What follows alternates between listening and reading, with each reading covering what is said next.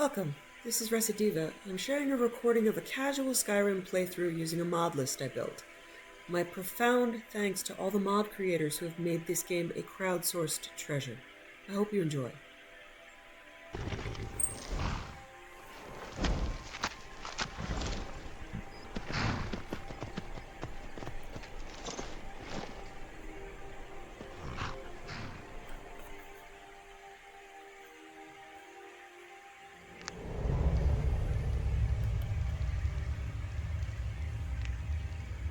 And again, it looks like it can just be done by swimming. I don't have to fish.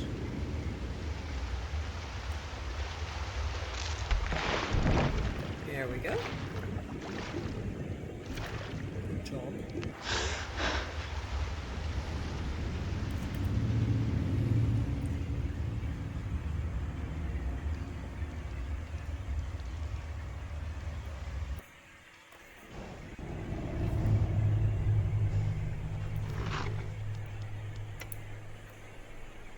Go back and relieve Viola Giordano of her stuff after replacing some of her stuff. I'm having to advance her quest because I couldn't find her stuff.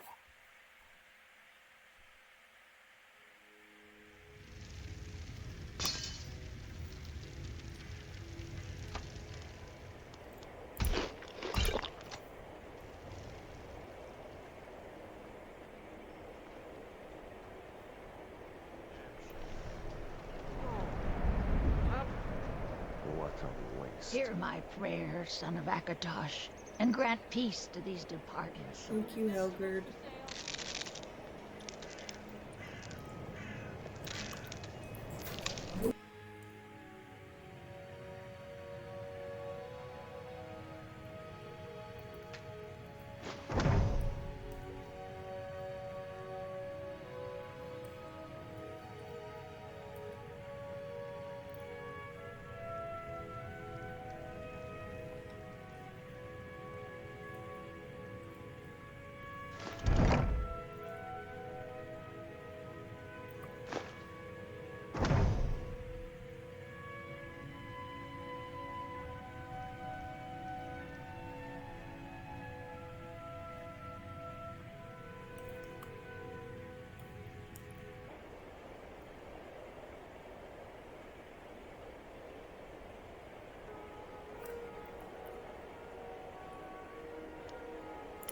Okay. Lyre-tail Antheus can be caught in Evergreen Grove.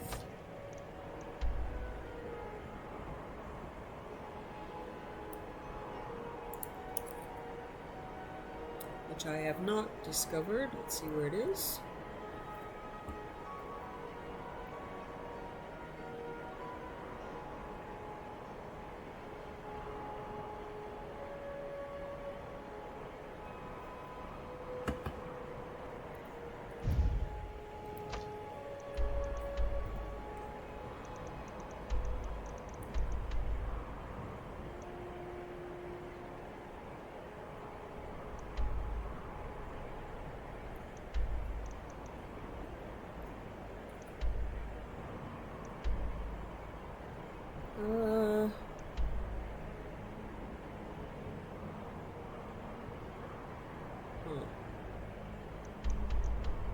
Okay. Somewhere close to here, I would imagine.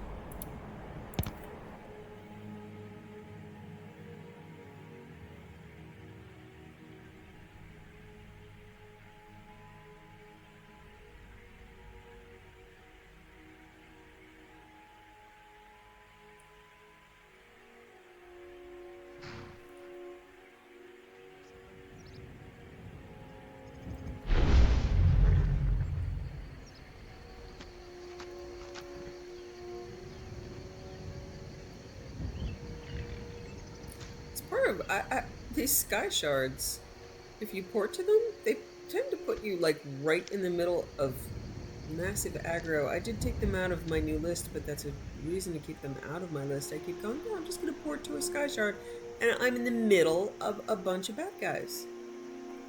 Those beautiful trees in the sun. Oh. Oh, it's gorgeous. Okay, yeah, I see the icon now. Yikes.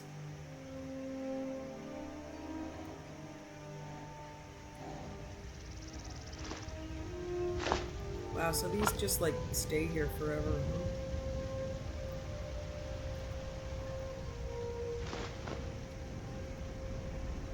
The Rio cleans up the carriages.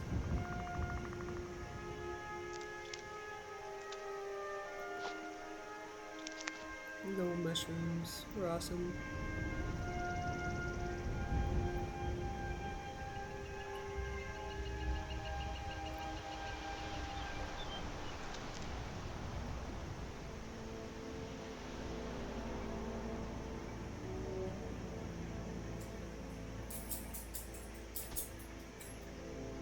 I don't really like killing Spriggans, really, but I don't have to.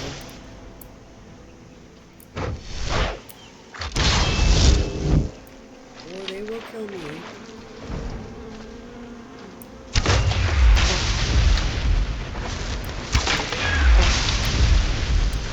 Okay, so yeah, I already caught it. Got the fish. Oh. Okay, interesting physics there on that book. Let's just... Wow. Never seen that before. Cool. Magic book. Okay. Looks like there's a shard over here.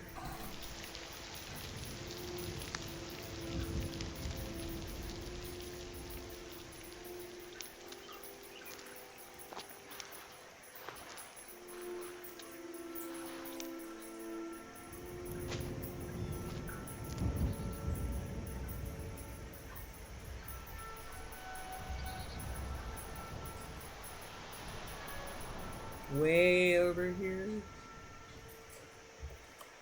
Alright, I'm just gonna run. In fact, I'm gonna call my horse. Seriously? How can you come out of stealth immediately if something attacks you? Like, within a second. Right, Vampire? Nobody wants that.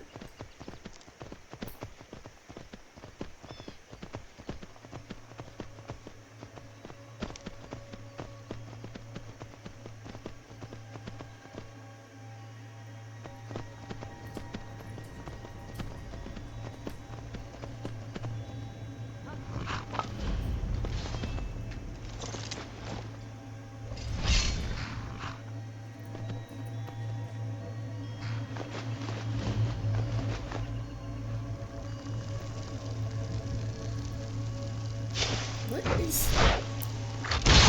Is there a necromancer in the watchtower?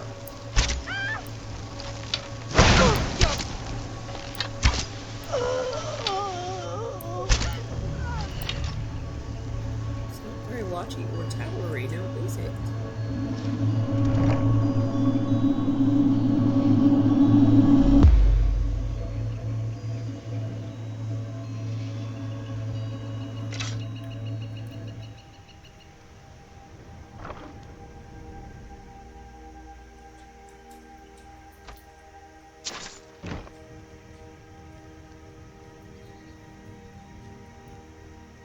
Okay.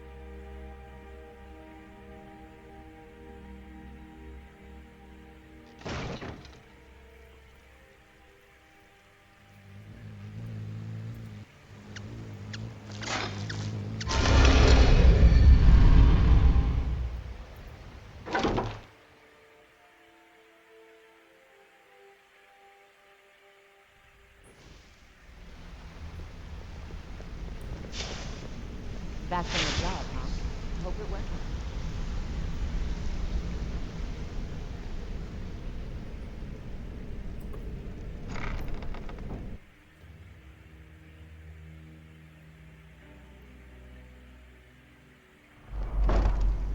Good to see you, lass. How are things? Hey, Brynjolf. It's one thing to say you've got the skills. Back with good news, I trust? It's another to actually use Completed the them. sweet Amazing job. what people leave laying around for us to take. Okay, what'll it be? Got more than you can handle. Pretty simple. Break into a... The cat... You ready for Oh, some good old-fashioned burglary? Look, I don't like yeah, I wanna wasting do. my time. Come back when you decide to get serious. Ready for some work, or are you just gonna want... Okay, what'll it be? I bet you are. Which one do you want? I think we have a nice, wealthy home for you to break... Good. Here's what you need to do. Okay, my last fish is an angler.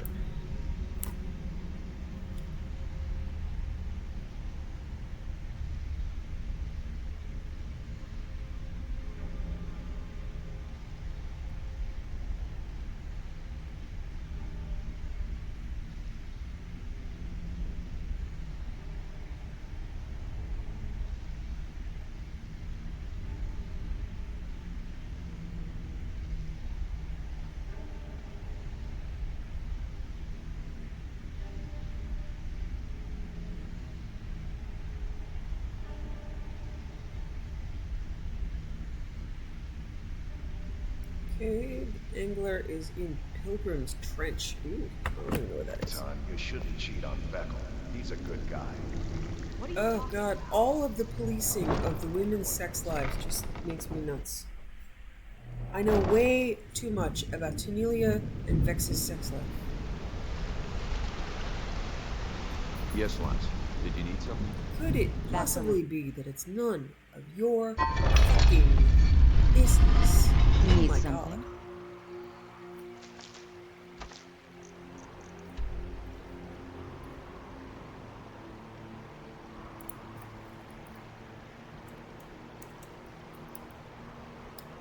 Okay, Pilgrim's Trench. Again, yeah, okay, the big, deep, deep sunken ship kind of thing.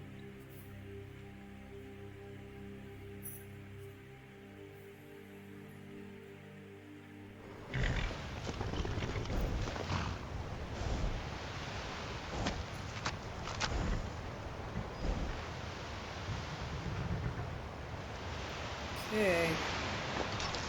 So this is another thing that I can fish by hand. Get out to the ship. Okay, Pilgrim's Trench. Alright.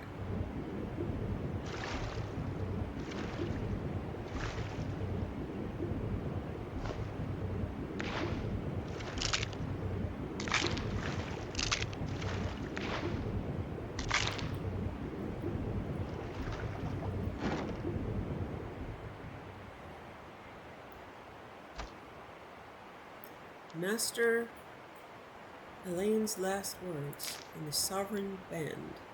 Magic regeneration is increased by 10%. Your magic is increased by 50. Wow. Oh, that's a nice thing to come get at the beginning of a game, isn't it? I am chilling. Yeah, do you think?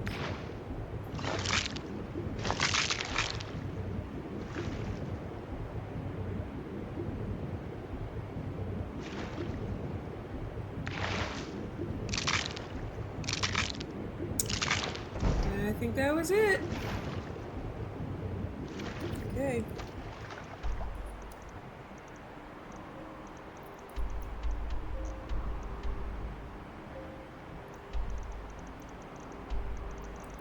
I might as well go to Boomtown. Because I'm gonna have to pick something up here anyway.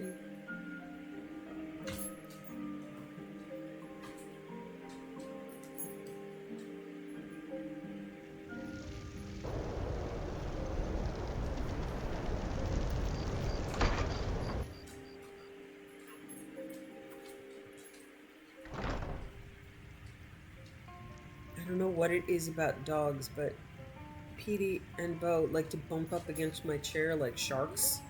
You know, like harassing a boat. Oh yeah, I have not been praying, have I? Sorry, Oriel. Not that I need your help anymore, but...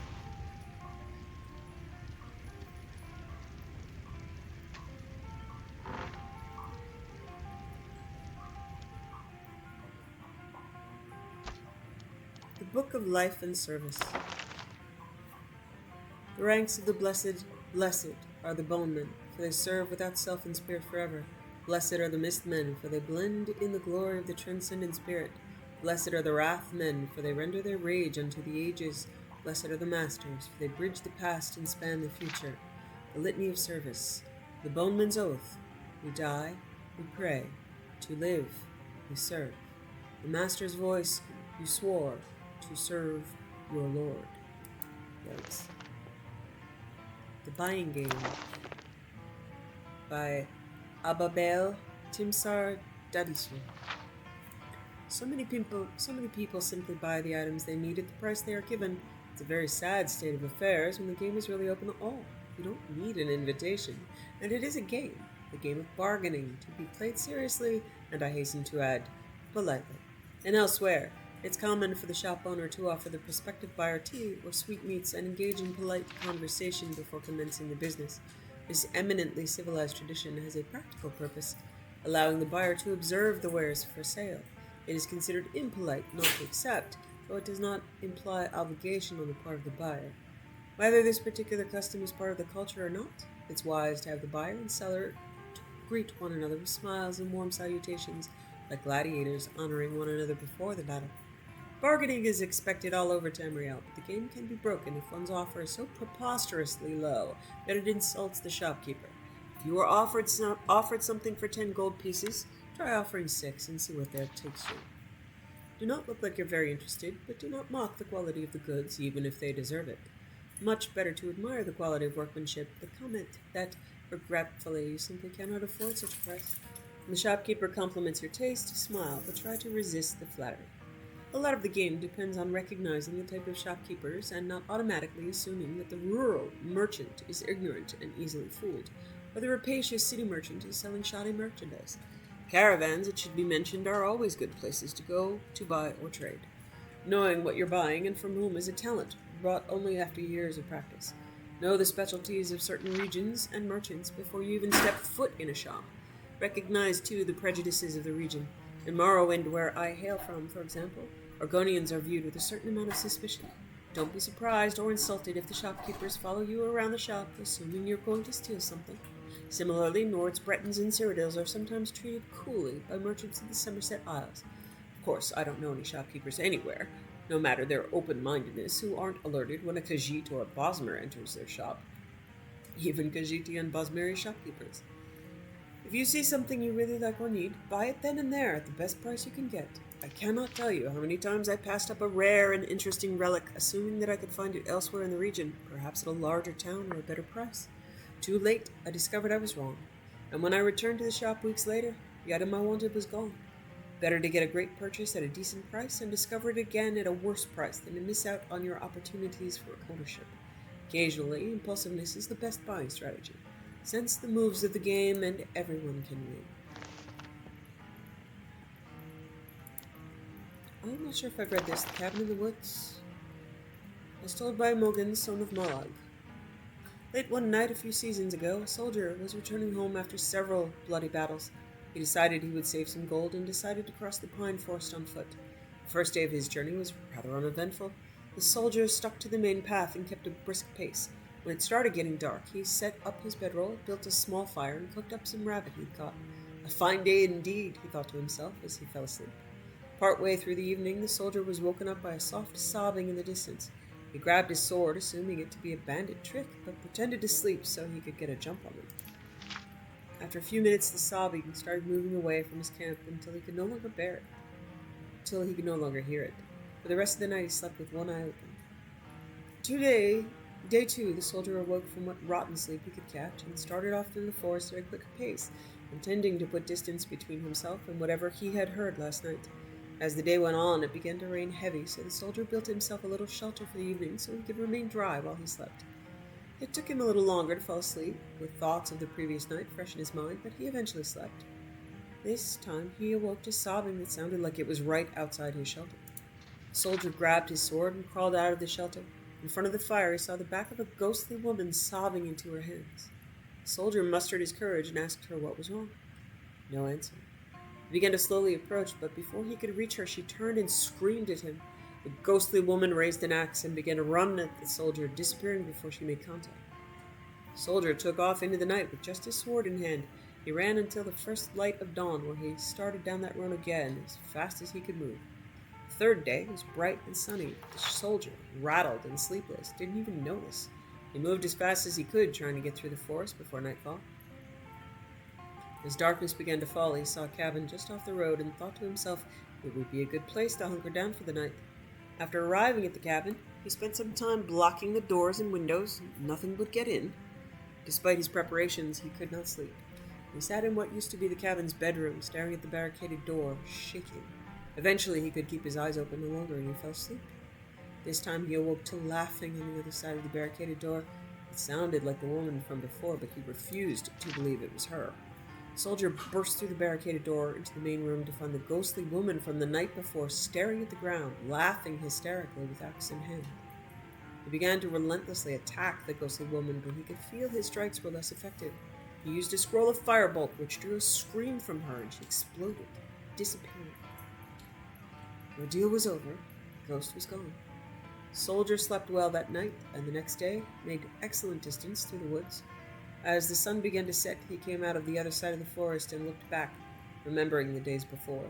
As he turned and started walking away from the woods, he could swear he heard the sobbing again.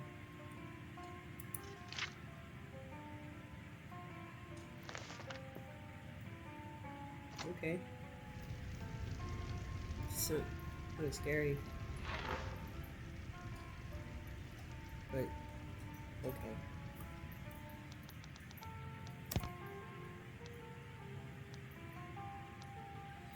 It's not really scary when, this stuff really exists in this world.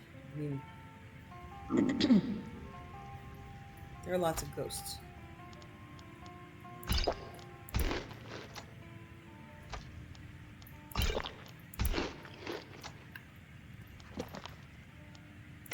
Oh, I have to go to Viola Shiotano's house again.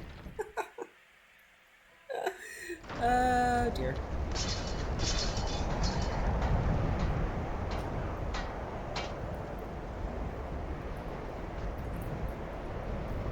I swear to God, I never knew that passage was there. At this point, I can just walk in. I have a key. I have, like, the wax key. Notice I use the just open with a key instead of the lockpick animation because I've got a wax key.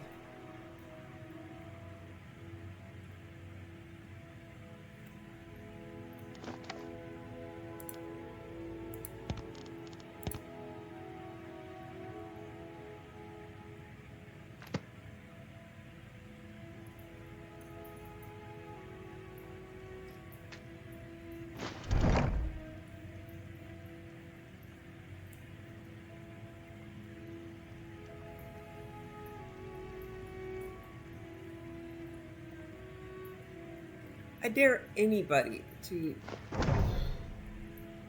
prove to me that this is actually fun.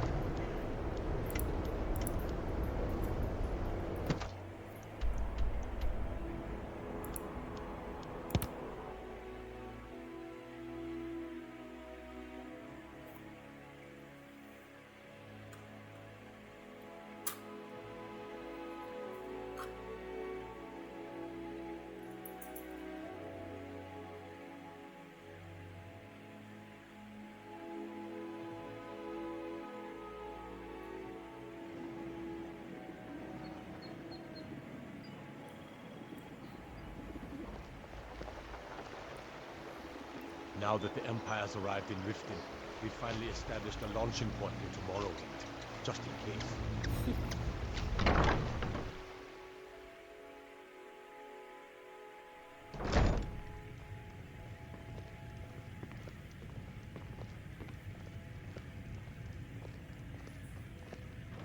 Need something? Yes? It wasn't easy, but here are the fish you asked for.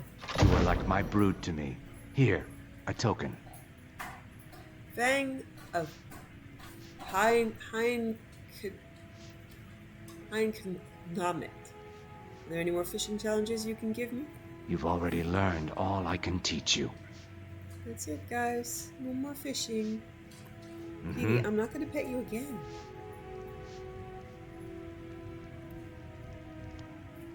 Okay. Fang of Heinkonomit. Okay. Hein Ktna Amet.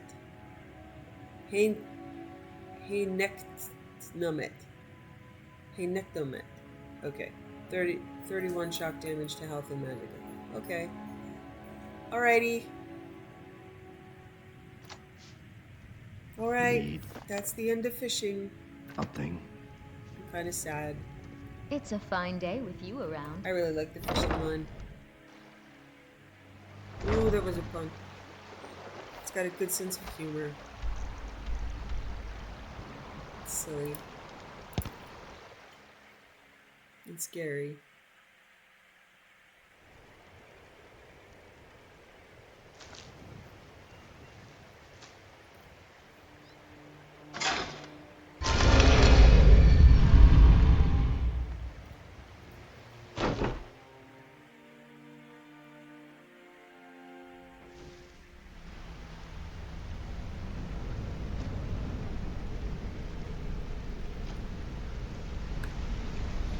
Good to see you again, friend.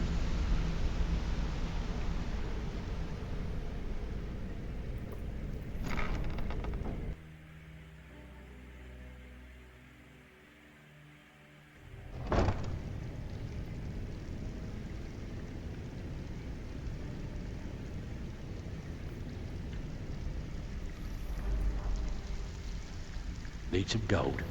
Or may I have some work for you? Yeah, I think I'm Good good. to see you, lass. How are things? Back with good news, I trust? I've completed the sweep job. I suppose you want your share now. Here you go. I need to know. What's going on between you and Brynjolf? Okay, what'll it be? After all we've been through together, how can you do this I to bet me? you are. Hey, Which one do you sorry. want? These people just I inherited just some get jealous when I heirlooms. hear rumors Fine. about Here's everything you need to know. That's all they are. Rumors. So quit worrying. Okay.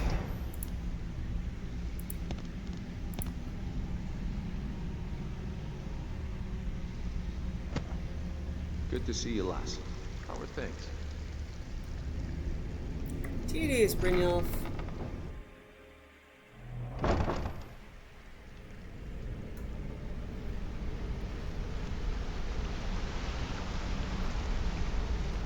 My sister in crime.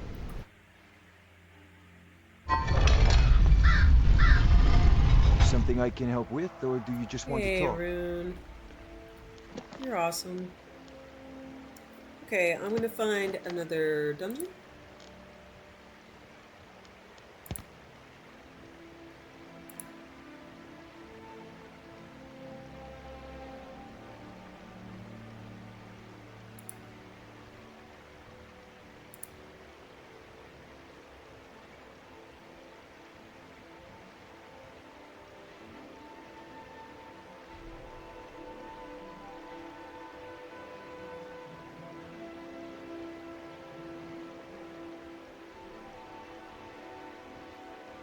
Okay.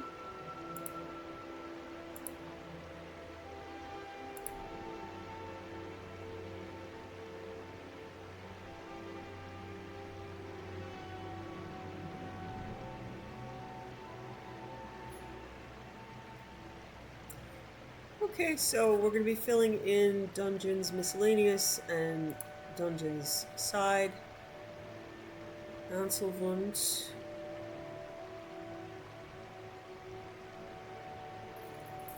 We already did that. We already killed Lua Alskaven.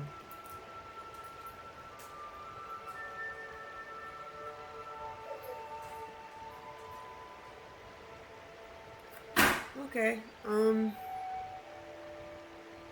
No, I know we killed Lua Alskaven. It was like this whole deal.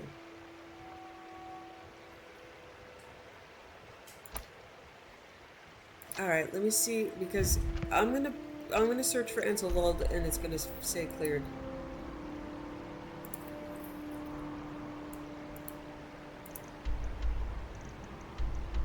Anselwald is cleared, so that's done. I don't know why it doesn't know that, but I know we did that.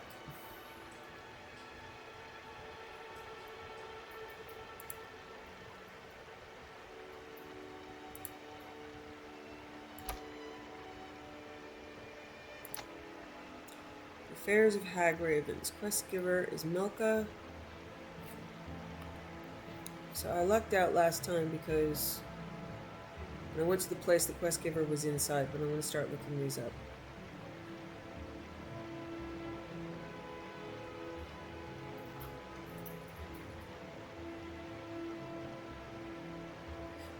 Okay, so yeah, Blind Cliff Cave. Blind Cliff Bastion. Yeah, I remember this one. Bit of a, like, what the fuck, but...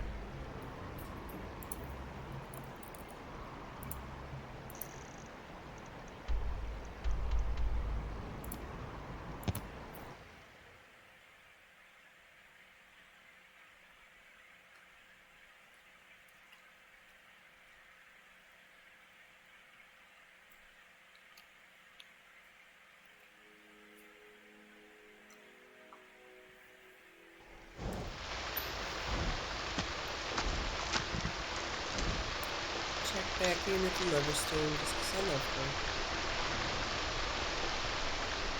Still got it. We still got it.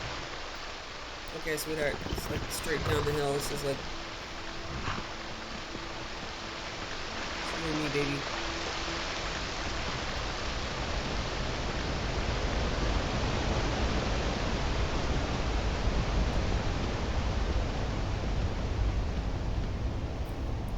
Take that sweet job marker off.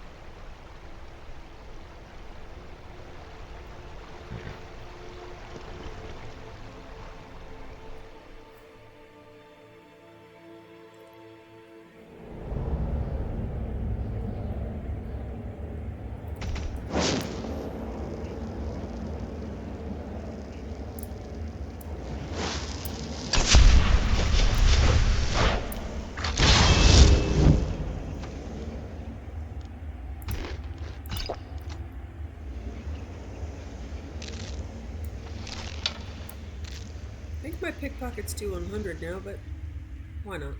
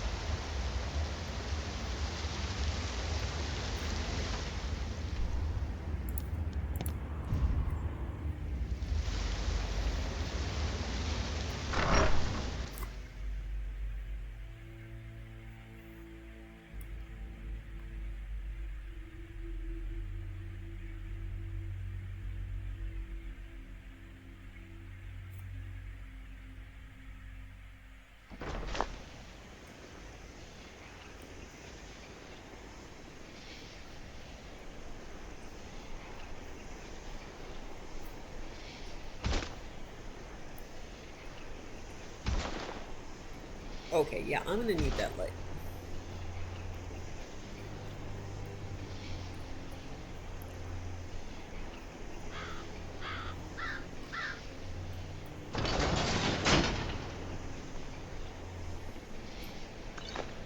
Beautiful sky.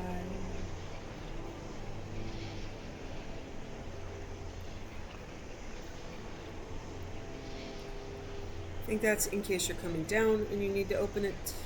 So I'm not going to pull it because I'm pretty sure it's just going to lock the door.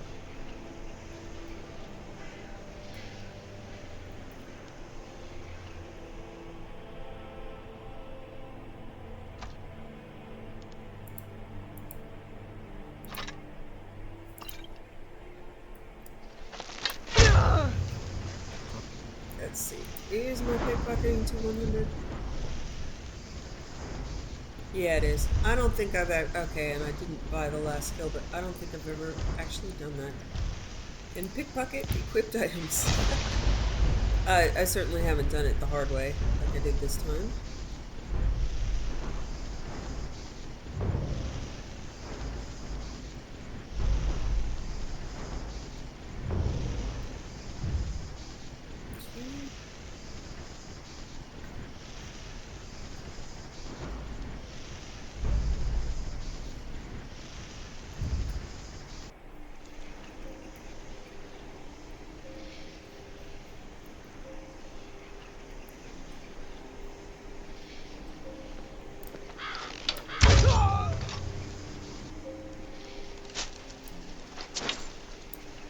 That. Yeah, I need the light. It's against my nature to have this much light around me, but I can't. I want to turn it off, but I cannot see. It's way too dark. Okay, there's a door right there. Okay.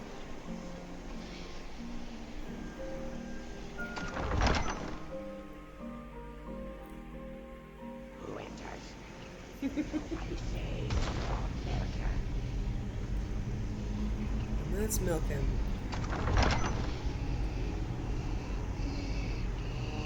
Pretty, pretty flesh. Let me out. What are you doing here? Petra. Evil Petra put me here. Stole my tower. Hate her. Chew her bones. Let me out. Kind meat.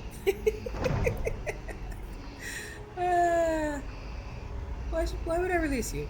Because you are such a nice Breton, yes. Yeah, but I'm not Wood Elf.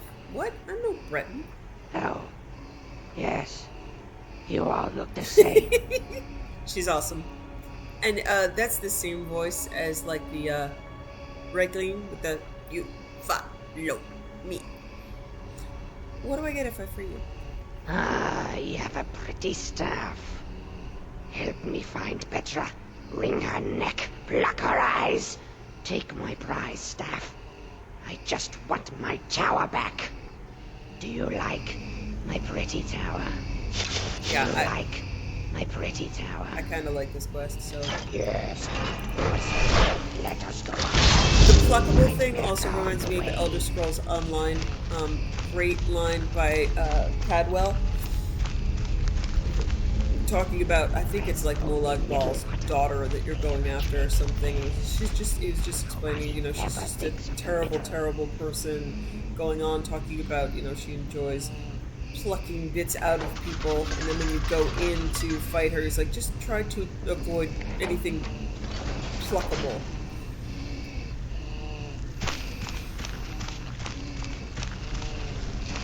Someone there? I heard something. Careful here. There's a trick to this. The trick is to not bleed to death.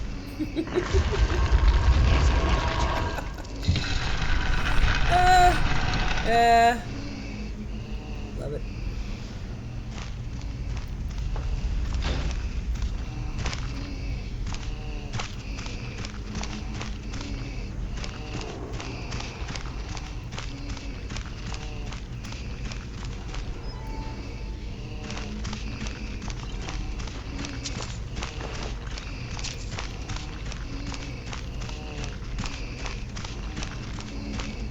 she's got some really bad asthma. It's kind of the reverse of Darth Vader. Instead of being intimidating. No finer place to boil eyes, no. Sweetheart. I would support you faster than I would support the Emperor, the Empire. It's kind of, I wonder if it's actually a good thing to, what are we doing? Naka, what are we doing? Such a kind nibble you are. Oh, restore. I think I did the world a service by killing the Emperor. What was that? Nothing.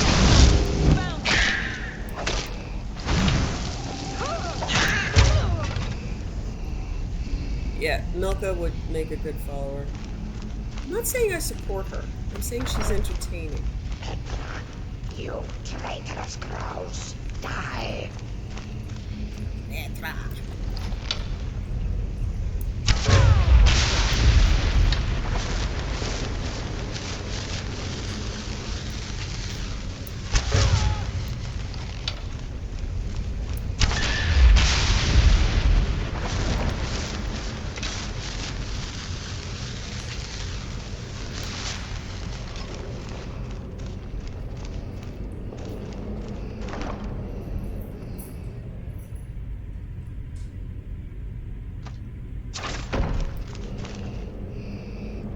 Do you like my pretty tower? What will you do now? Live in my tower, roost in my home, mix pretty poisons and collect shiny eyeballs. Yes. I spit on you, dead sister. I like Milka.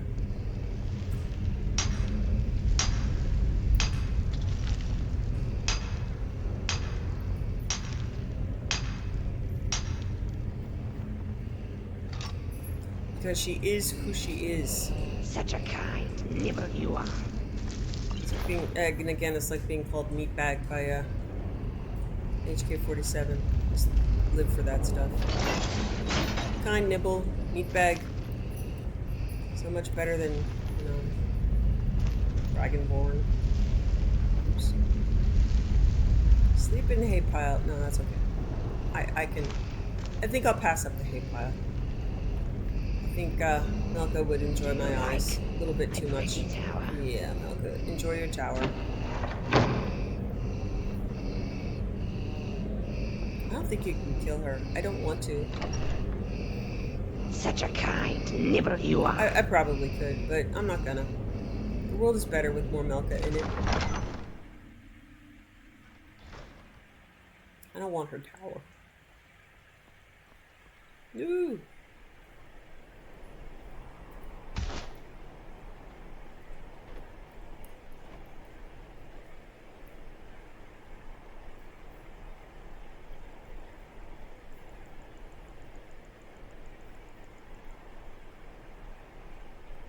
Yeah, there's the open door that we saw on the way up. Okay. That was awesome. Thank you, Milka. Back to the Windhelm grind.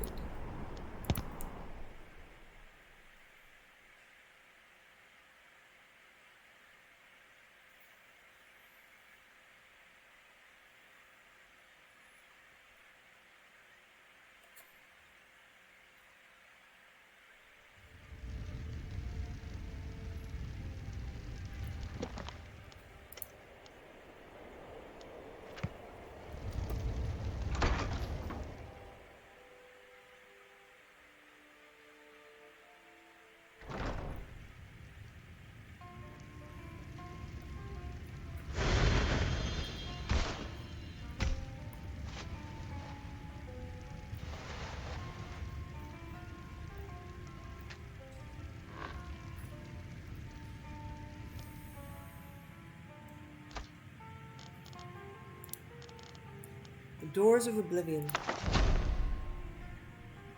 I save Hija. When thou enterest into oblivion, oblivion enters into thee. Nigh Tyrol Lar. The greatest mage who ever lived was my master, Morian Zenas.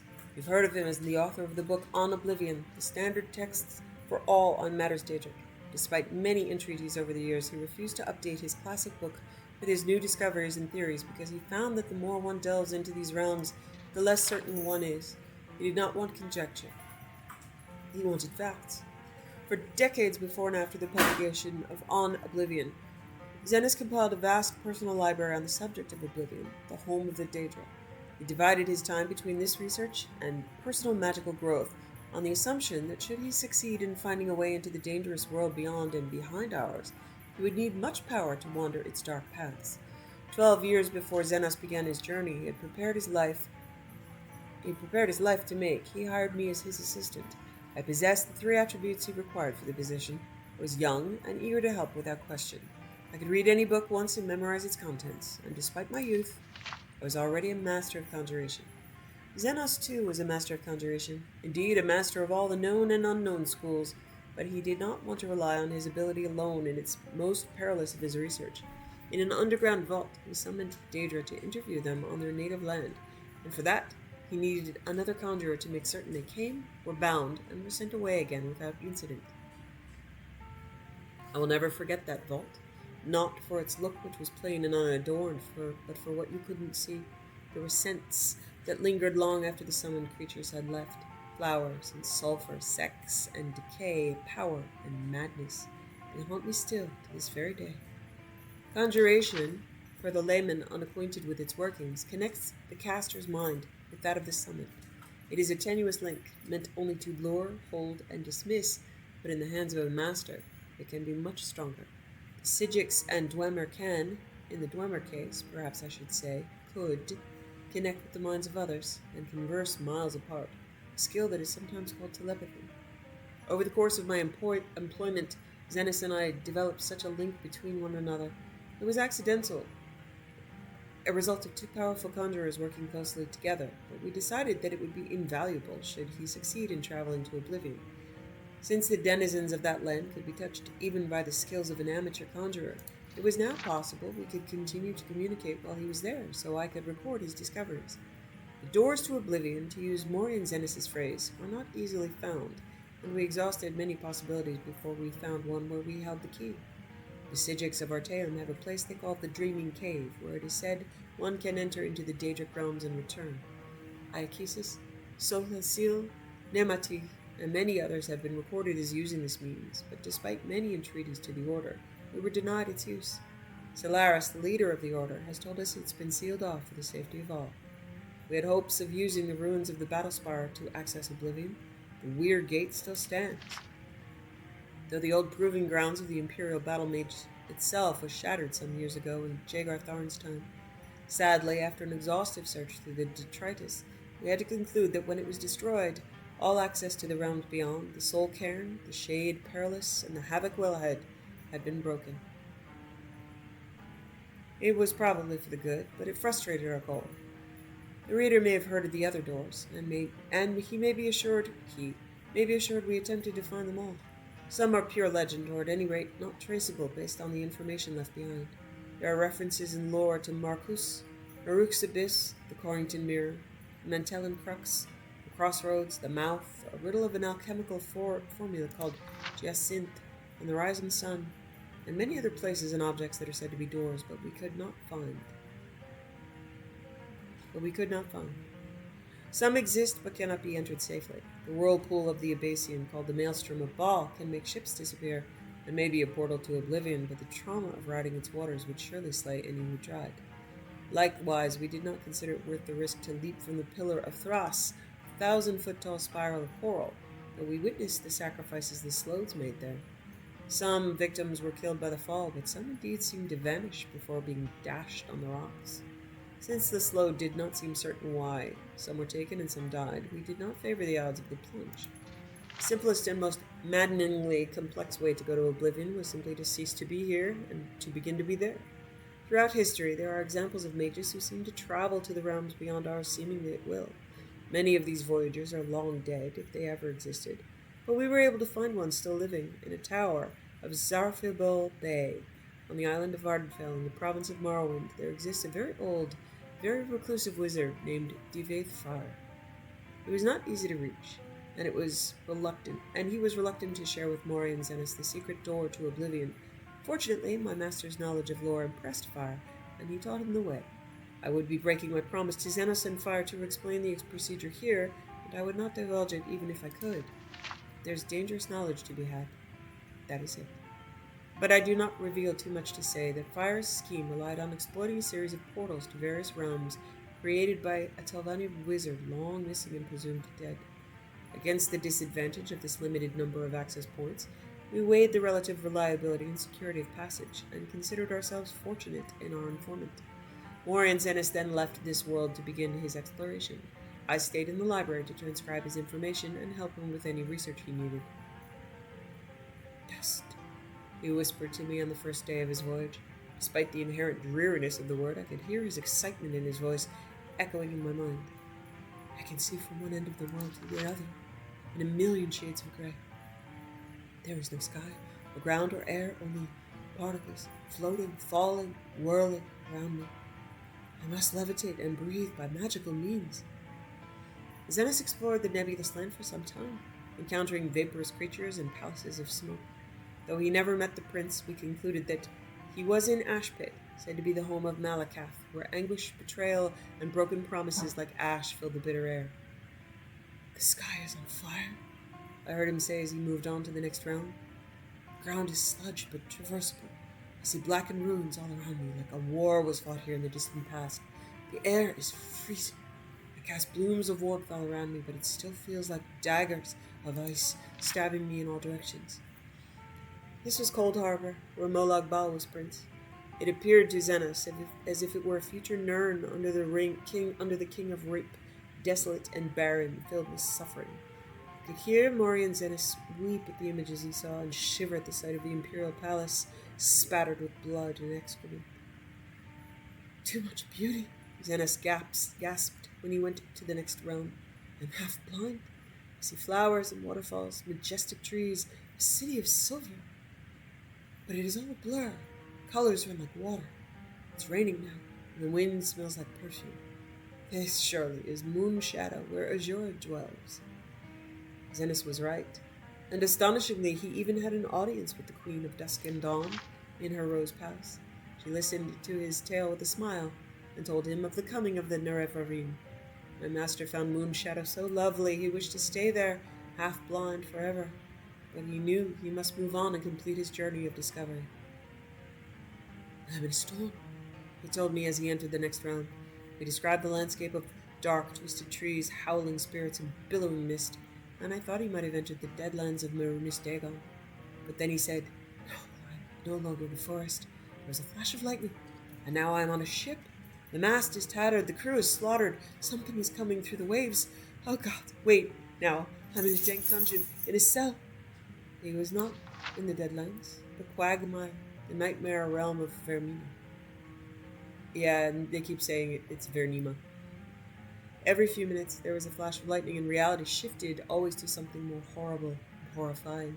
A dark castle one moment, a den of ravening beasts the next, a moonlit swamp, a coffin where he was buried alive. Fear got the better of my master, and he quickly passed to the next realm.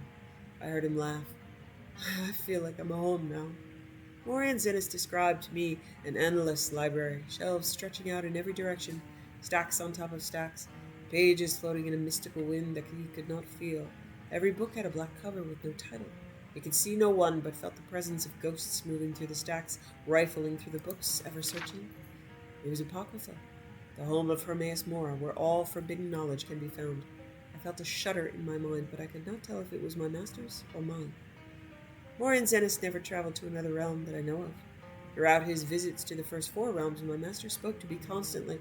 Upon entering Apocrypha, he became quieter, as he was lured into the world of research and study, the passions that had controlled his heart while on Nirn. I would frantically try to call to him, but he closed his mind to me. Then he would whisper, This cannot be. No one would ever guess the truth.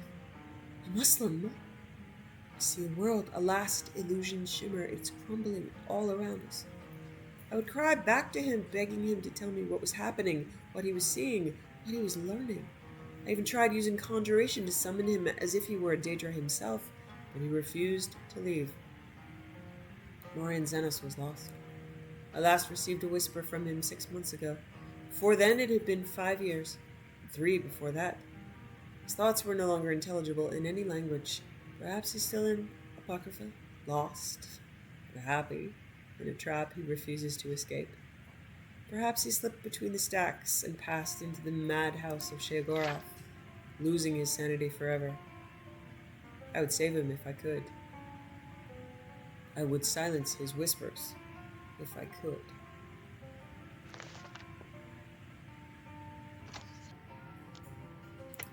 Wow, poor Viola. I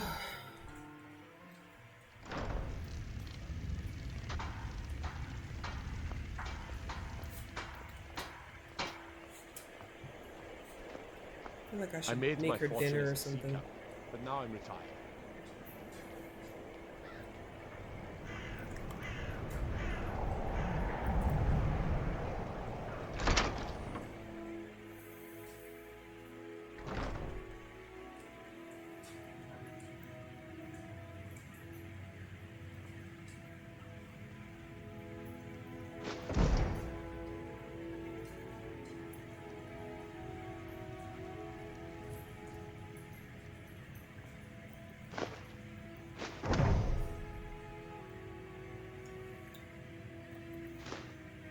It's my favorite bed. This bed cover. I like purple.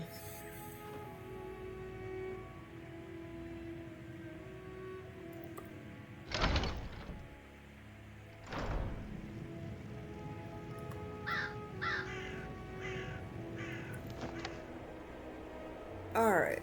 Pick another dungeon.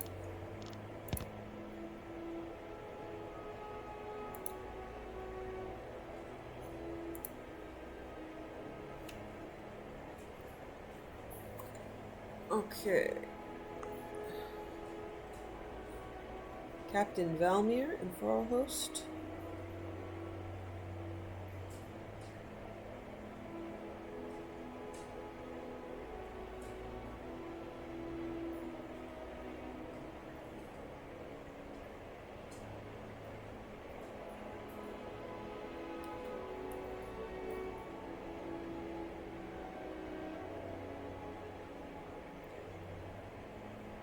Okay. He is outside Farlhost.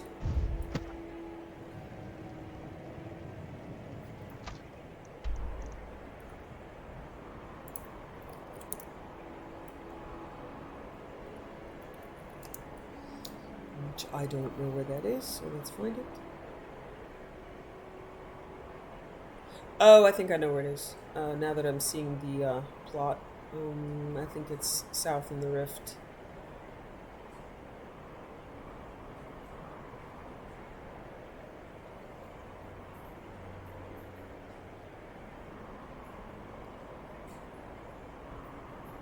And I am not wrong. Okay.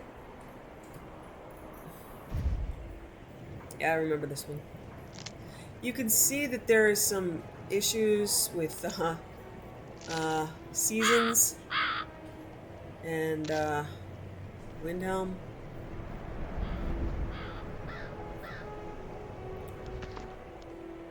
But still, I love seasons. Okay.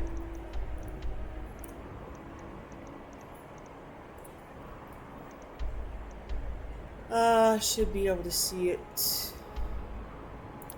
from Sandar's beacon, at least on the spinner. Compass.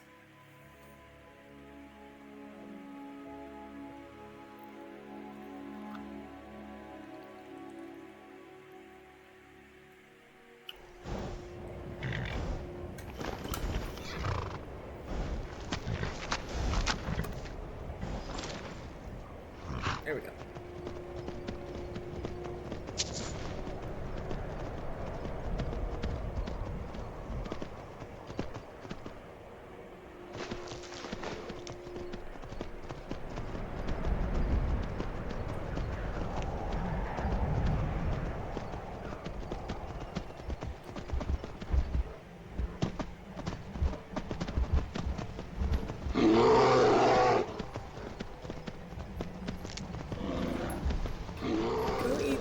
a big floofy bear. Leave me alone.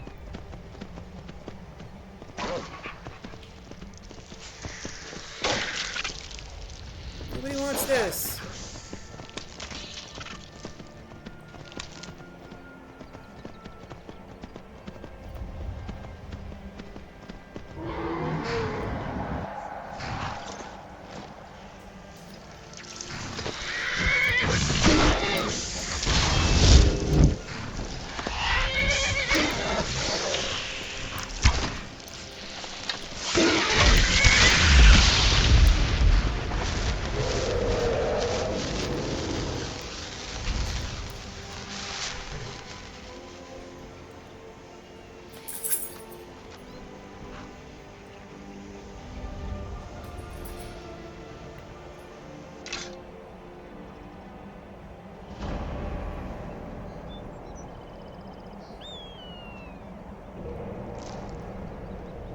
You there! Hold!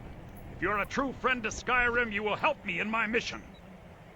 What mission? The General has sent me to obtain a powerful weapon for the war effort. This was the last great bastion of the Dragon cult, and their leader's mask was reported to be quite powerful. If it'll help the cause. Very good. The research I've done seems to indicate that Squorm Snowstrider left part of his journal here after laying siege. I believe it should indicate how to enter the blocked-off sections of the stronghold. I should warn you, Foralhost is quite haunted, but I'm sure you can handle it. Return to me here once you've obtained the mask. Uh-huh.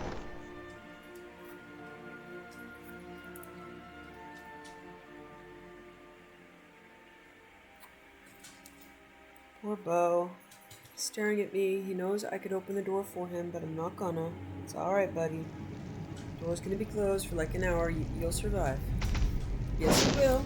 Don't look at me like that. You'll survive. It's gonna be fine.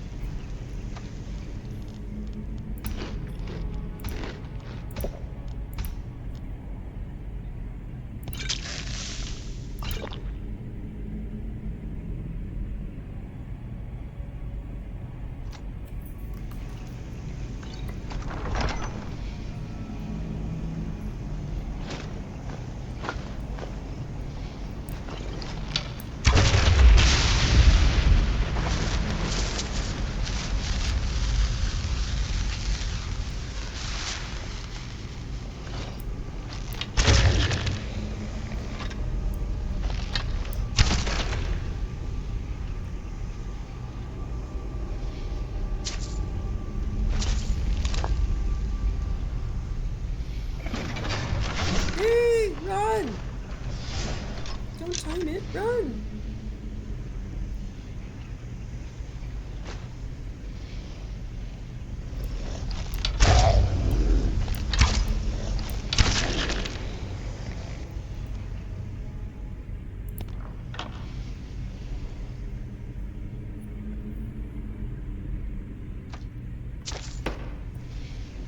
Squorm Snowstrider's Journal.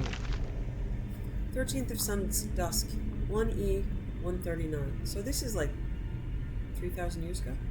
At the command of Lord Harold, we have swept our company to the south edge of our territories in an attempt to drive the Snow Elves up north to the main host of his forces. The first few days met with heavy resistance, but as we approach the eastern edge of the Lake Honeth, we have seen little and less of them. 21st of Sun's Dusk, 1E, 139. Begun to receive reports of attacks back around Lake Honeth, and word has come from the front that we should pull back to be sure we're not leaving our rear exposed. So, yeah, so basically, this is 1E 139, and we're in 4E? So 3,000 years later, approximately? We've begun to receive reports of attacks back around Lake Honeth, and word has come from the front that we should pull back to be sure we're not leaving our rear exposed. If there is a stronghold of elves here, we will surely root them out. 27 of Sun's Dusk, 1E 139. Sounds impossible, but we appear to have stumbled upon a massive holdout of the dragon cultists, who were believed to be wiped out during the Dragon War. The elves must wait, as this is a threat we cannot ignore. If we are quick, we may be able to catch them unaware and avoid a lengthy siege. 21st of Evening Star 1E139. Third week of the siege. The men grow restless with the cold, and all miss their families. If that blasted storm hadn't caught us off guard and slowed our ascent, we might have taken the monastery. But as it stands, we may be in for several more weeks of pounding on their walls. I've sent word to Harold to send one of the voice masters to help bring down the wall.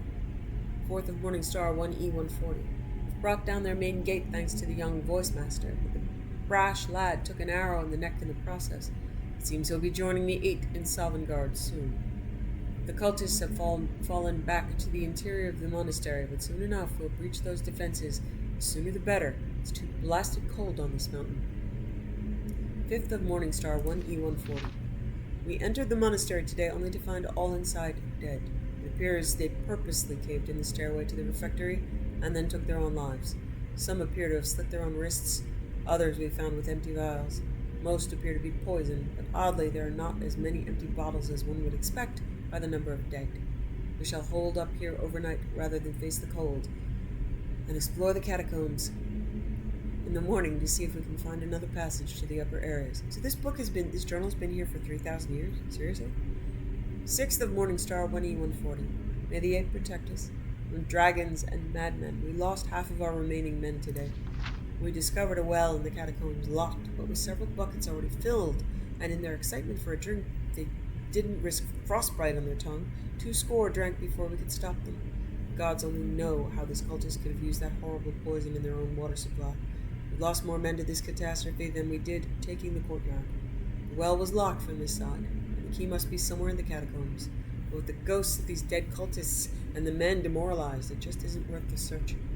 Let those god-forsaken cultists drink their way to oblivion and be done with it. The upper door in the courtyard has some sort of barrier over it, and our mages believe that the sacrifice made here will sustain it for decades at the least.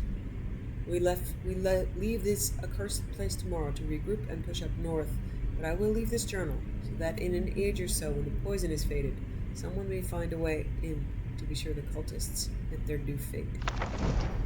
Major 3. Hey, buddy.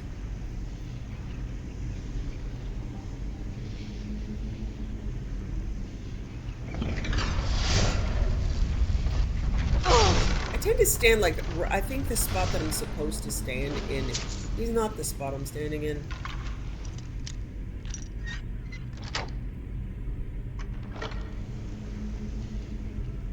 I probably stop right where it can hit me, so I haven't learned this well.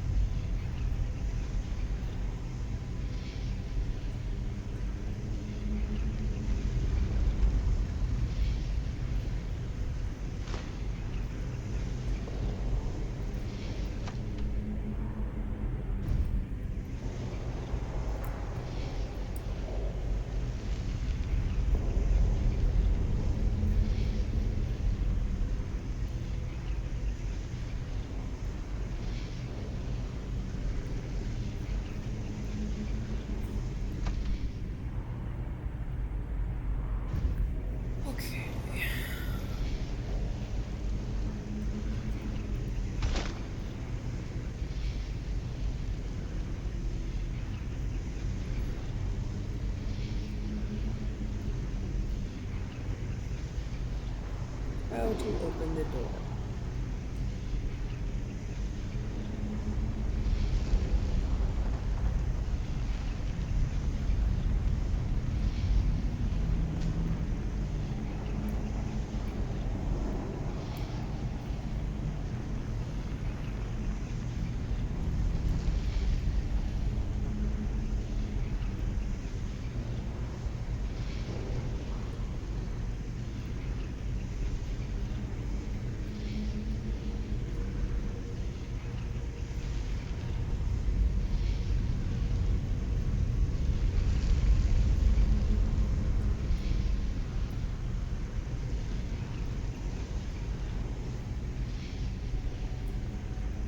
have no idea.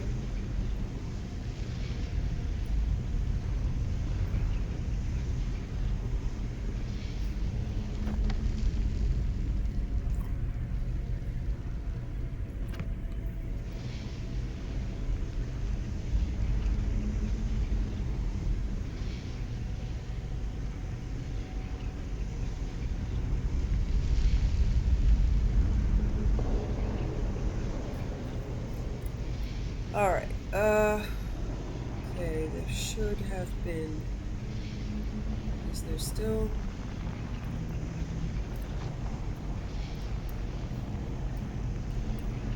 Okay, so, I should have a glass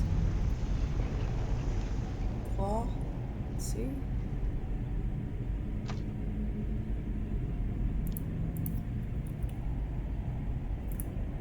No. Okay.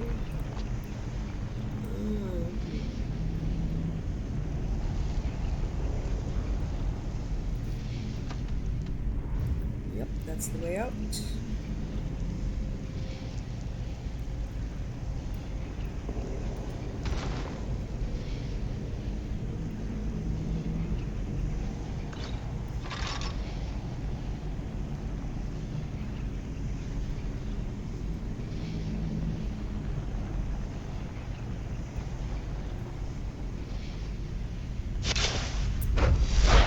Try to see if there's anything back up in that room.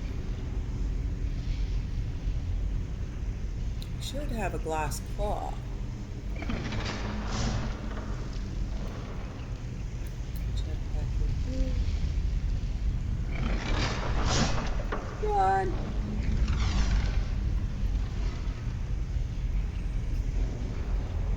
Okay. Oh, door didn't open. That's important.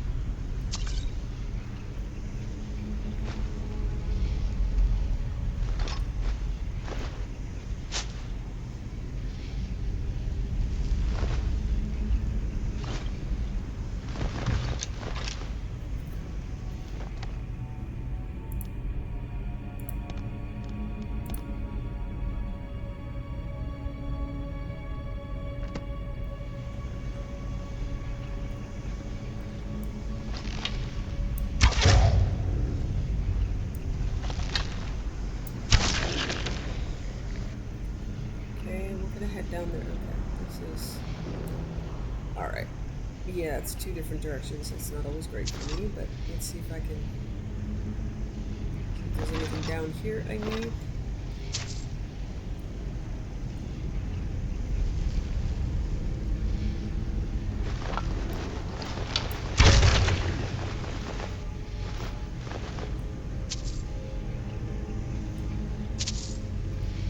Wow, there's lots of places to go here.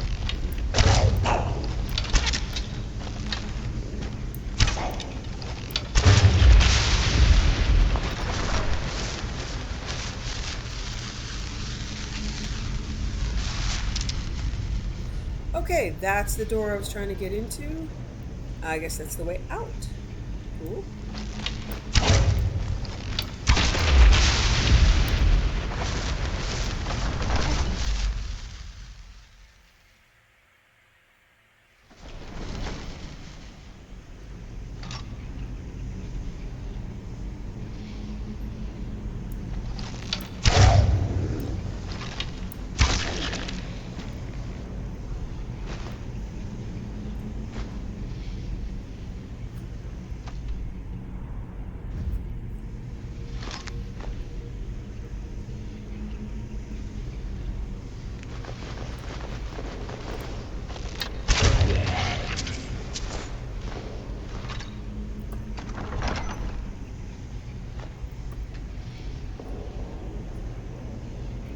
Is locked from the other side. Looks like the boss door. You think You could get these doors with fire magic, you know?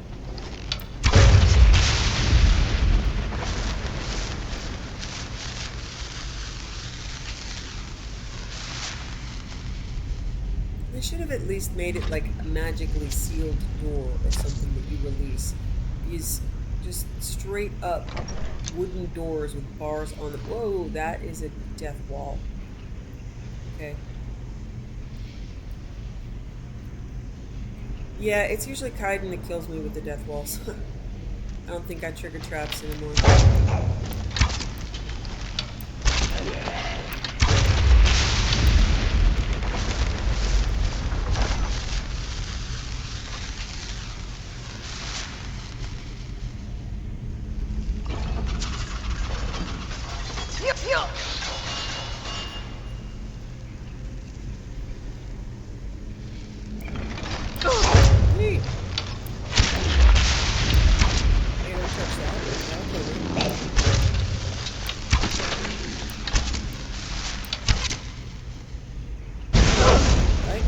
Like that. Good thing I've got very high magic resistance now.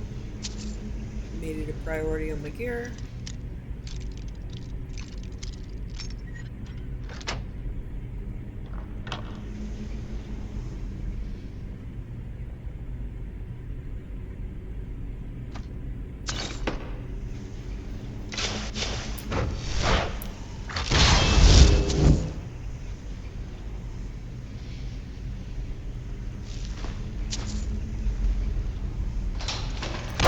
Death door. Oh, I am so glad it didn't actually kill me. Okay, so it does get easier as time goes on.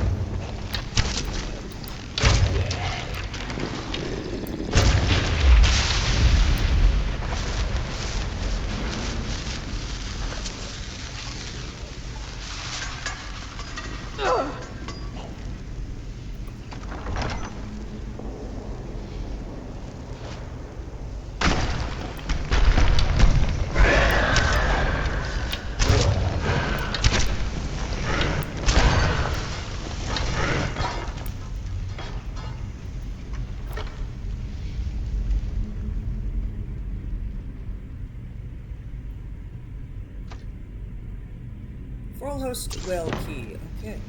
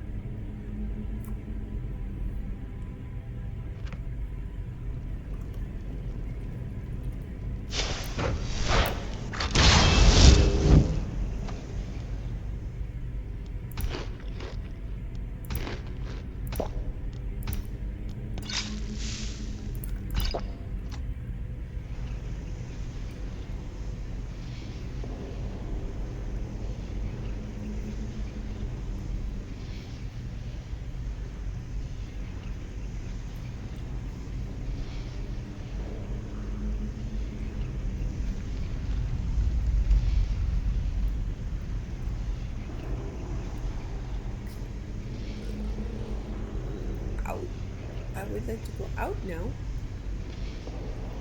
think that's where... No, I came down. Alright. More down. You sure? Oh no, came down. I came in this way though. Yeah, I did. Okay. So I should go up the stairs.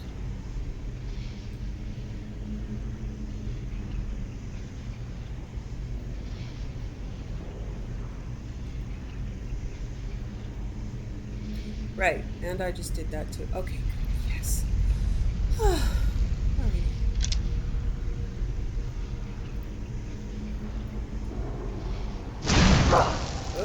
none of that now.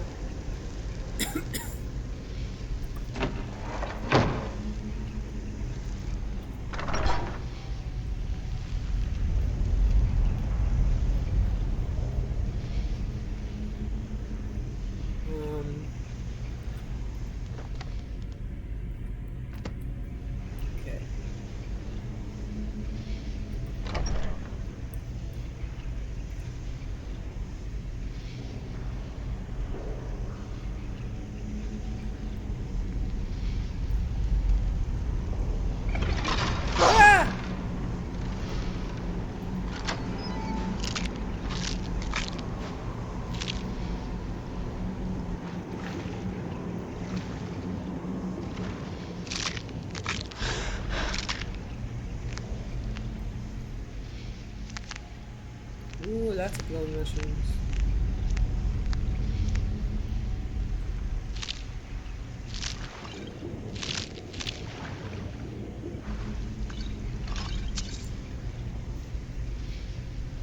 Okay. Seems to be a lot of ways around Foralhost. Whoa, hey! Yikes. Yeah, don't do that. Acquired Titanite radioactive. Okay! I didn't even know that Skyrim knew what radioactive was. What the fuck?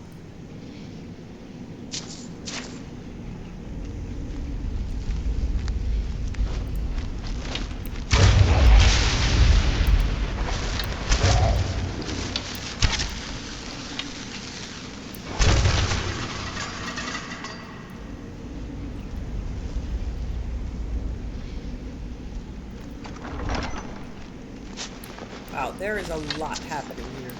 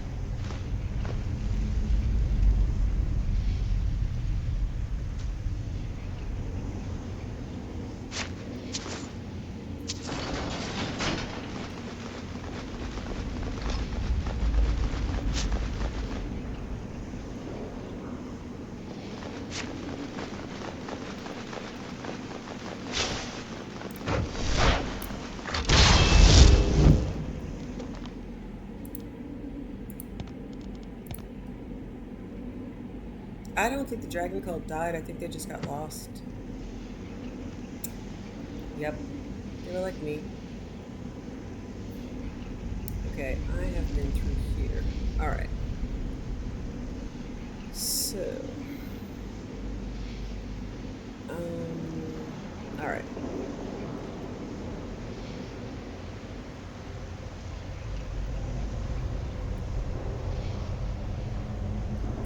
This is what I just did. Okay.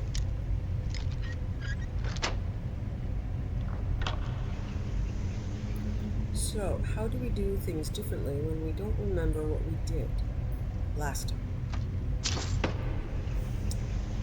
Tis a puzzlement. Okay, we went left that way, I think. Let's go this way this time.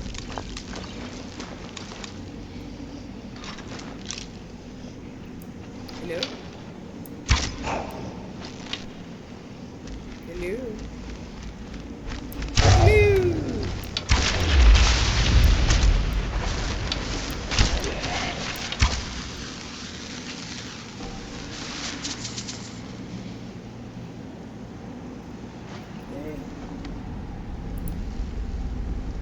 My scaredy senses are telling me I haven't saved in a while.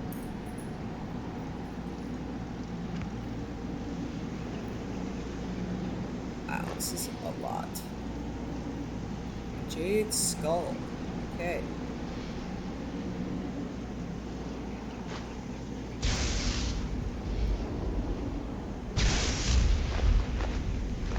Oh, I remember this room. Okay. Yeah, okay. Yeah, I remember the dragon claw. I remember this being a nightmare on really high difficulty.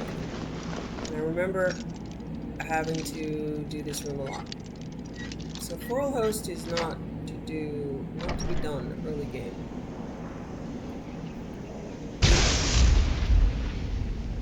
That thing killed me a lot. An extra lot. There's a quest also that sends you into here to pick something up. Is bookshelves and I don't remember what it is.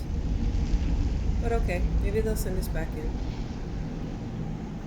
Probably not on the bookshelves until we get the quest. But it has also been years, so who knows? Not me, I have forgotten. Just press. Okay, yeah. I remember that room in particular being not fun.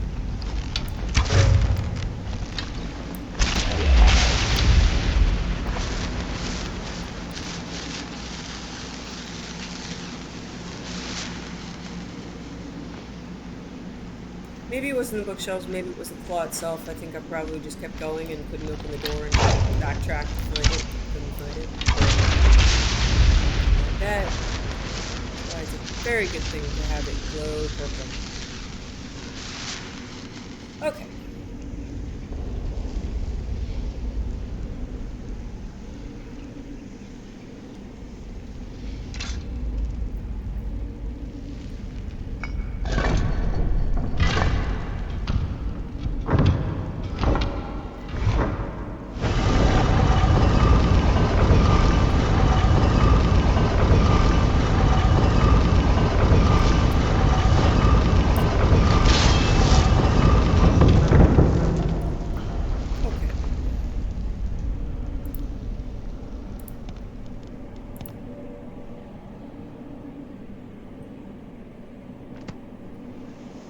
What are the odds they're gonna send me straight back to Viola's house for like the 5th time? Here I go. See how we do. Really hope I can hit you with my bow. Really helpful when you don't even get up. That was awesome. Okay.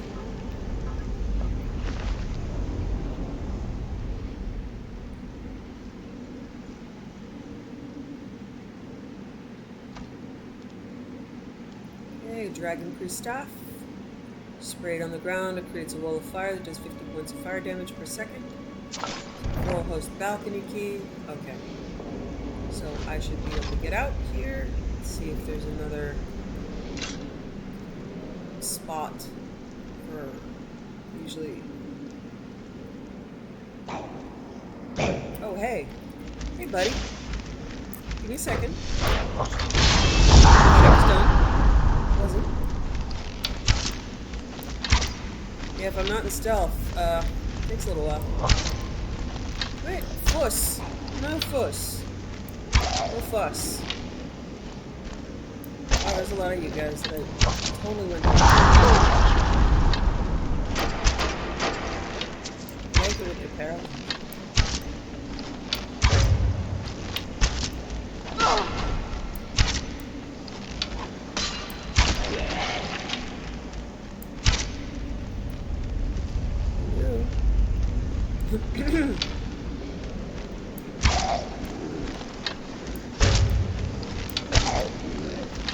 I really like the stagger that goes with the bow.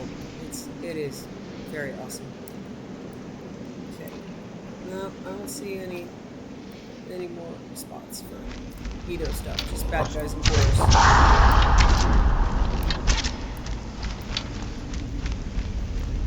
What? Why did you just run past me? Weirdo. Oh, what do you want from long dead dragon cultists? I doubt any brain cells are still functioning.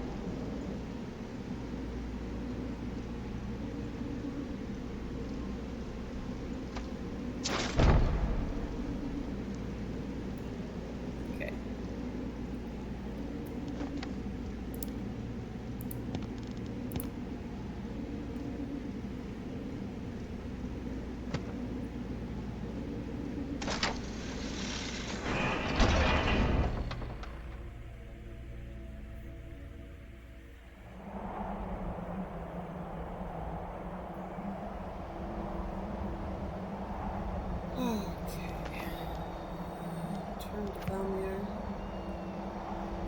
This is a bit of a pain. This is on the other side of life.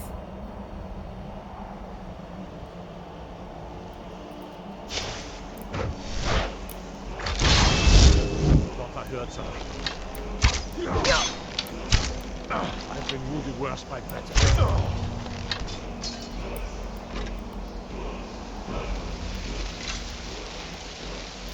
I noticed that when I run into these things, I immediately, like, turn.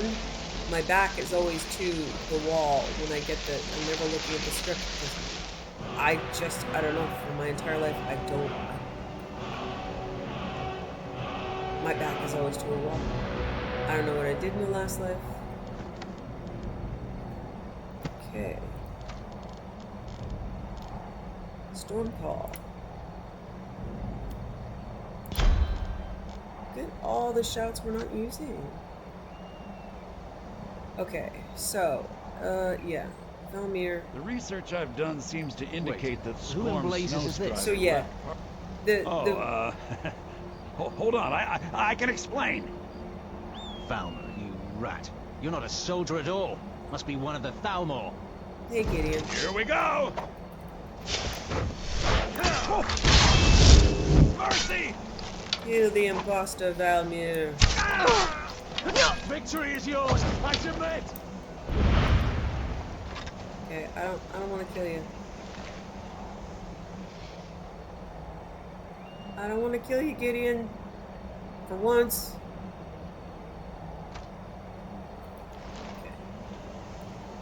Okay, that's done. Cool. Okay. He's just gonna run around for a while. I'm gonna leave Gideon alive because he's Gideon. He did submit, so, you know, hey.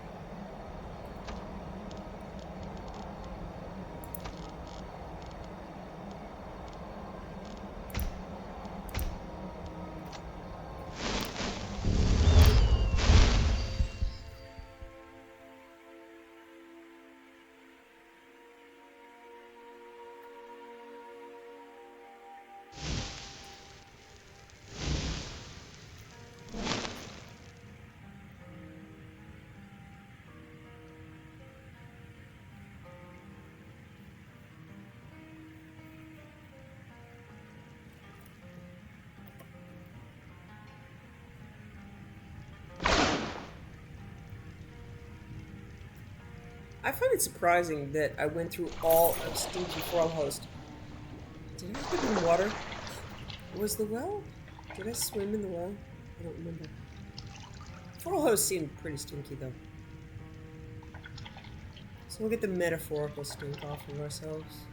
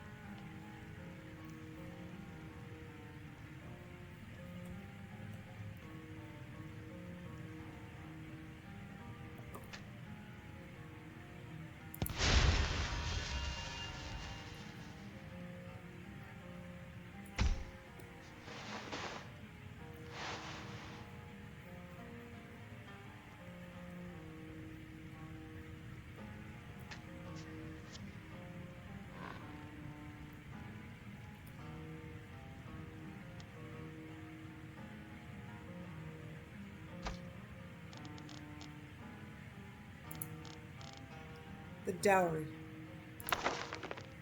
Ancient Tales of the Dwemer, Part 10, by Mara Barstow. Inle was the wealthiest landowner in Gunaf, and he had, over the years, saved a tremendous dowry for the man who would marry his daughter, Jennifer. When she reached the age of consent, he locked the gold away for safekeeping and announced his intention to have her marry. She was a comely lass, a scholar, a great athlete, but dour and brooding in aspect. This personality defect did not bother her potential suitors any more than her positive traits impressed them. Every man knew the tremendous wealth that would be his as the husband of Jennifer and son-in-law of Ingle. That alone was enough for hundreds to come to Gunal to pay court. The man who will marry my daughter, said Inle to the assembled, must not be doing so purely out of avarice. He must demonstrate his own wealth to my satisfaction. This simple pronouncement removed a vast majority of the suitors, who knew they could not impress the landowner with their meager fortunes.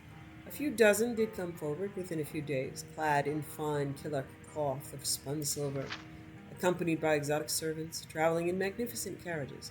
Of all who came, who met with Ingle's approval, none arrived in a more resplendent fashion than Welyn Nailoric. The young man, who no one had ever heard of, arrived in a shining ebon coach drawn by a team of dragons, his clothing of rarest manufacture, and accompanied by an army of the most fantastical servants of any Gunnar had ever seen. Valets with eyes on all sides of their heads, maidservants that seemed cast in gemstones. But such was not enough for Imlay. The man who marries my daughter must prove himself an intelligent fellow, for I would not have an ignoramus as a son-in-law and business partner, he declared. This eliminated a large part of the wealthy suitors, who, through the lives of luxury, had never needed to think very much at all. Some still came forward over the next few days, demonstrating their wit and learning, quoting the great sages of the past, and offering their philosophies of metaphysics and alchemy. Welyn Nailoric, too, came and asked Imlay to dine at the villa he had rented outside of Gunnar. There the landowner saw scores of scribes working on translations of Eldmeri tracts, and enjoyed the young man's somewhat irreverent but intriguing intelligence. Nevertheless, though he was much impressed with Welyn Nailoric, Imlay had another challenge. I love my daughter very much, said Imlay, and I hope that the man who marries her will make sure she's happy as well. Should any of you make her smile, she and the great dowry are yours. The suitors lined up for days, singing her songs, proclaiming their devotion, describing her beauty in the most poetic of terms. Ginevra merely glared at them all with hatred and melancholia. Imlay, who stood by her side, began to despair. At last, his daughter's suitors were failing to a man at this test. Finally, Welyn Nailoric came to the chamber. I will make your daughter smile, he said. I dare say I'll make her laugh, but only after you've agreed to marry us. If she's not delighted within 1 hour of our engagement, the wedding can be called off. Imlay turned to his daughter. She was not smiling, but her eyes had sparkled with some morbid curiosity in this young man. As no other suitor had even registered that for her, he agreed. The dowry is naturally not to be paid till after you're wed, said Imlay. Being engaged is not enough. Might I see the dowry still? Asked Welyn. Knowing how fabled the treasure was, and understanding that this would likely be the closest the young man would ever come to possessing it, Imlay agreed. He'd grown quite fond of Welyn. On his orders, Wayland, Imlay, Glum, Ginevra, and the Castellan delved deep into the stronghold of Gunnar. The first vault had to be opened by touching a series of runic symbols. Should one of the marks be mispressed, a volley of poisoned arrows would have struck the thief. Imlay was particularly proud of the next level of security, a lock composed of blades with 18 tumblers requiring 3 keys to be turned simultaneously to allow entry. The blades were designed to eviscerate any who merely picked one of the locks. Finally, they reached the storeroom. It was entirely empty. By Lorcan, we've been burgled, cried Imlay. But how? Who could have done this? A humble, but, if I may say so, rather talented burglar, said Welyn. A man who has loved your daughter from afar for many years, but did not possess the glamour or the learning to impress. That is, until the gold from her dowry afforded me the opportunity. You? Bellowed Imlay, scarcely able to believe it. Then something even more unbelievable happened. Ginevra began to laugh. She'd never even dreamed of meeting anyone like this thief. She threw herself into his arms before her father's outraged eyes. After a moment, Imlay too began to laugh. Ginevra and Welyn were married in a month's time, though he was in fact quite poor, and had little scholarship. Imlay was amazed how much his wealth increased with such a son-in-law and business partner. He only made certain never to ask from whence came the excess gold. Published note. Tale of a man trying to win the hand of a maiden whose father, usually a wealthy man or a king, tests each suitor is quite common. See, for instance, the more recent 4 Suitors of Benita by Joel Volives. Behavior of the characters is quite out of character for the Dwemer.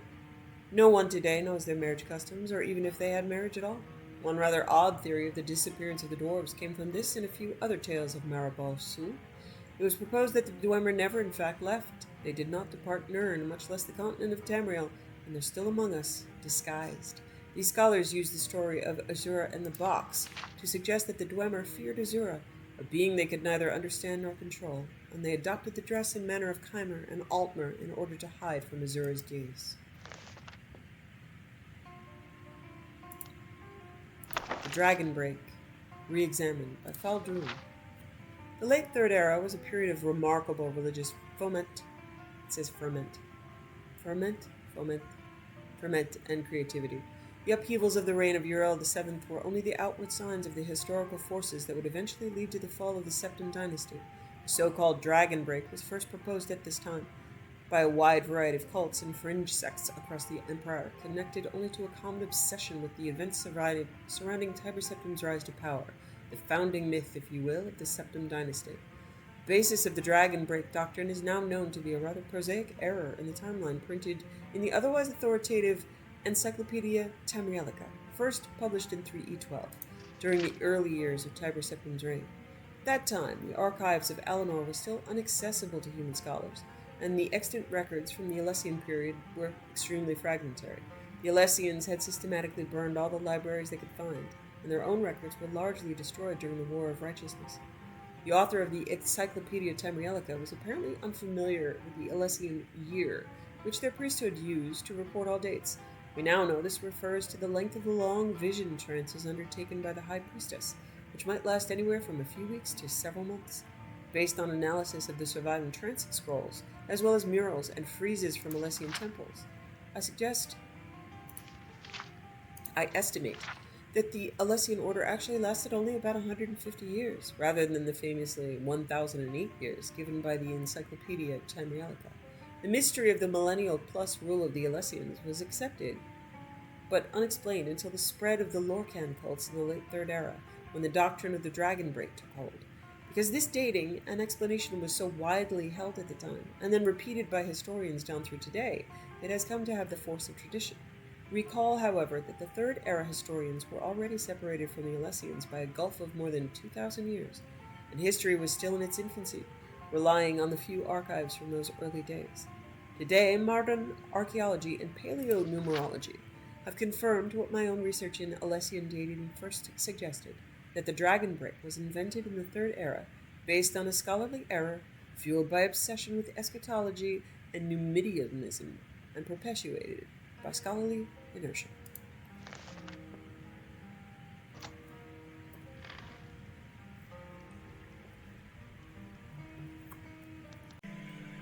Thanks for watching.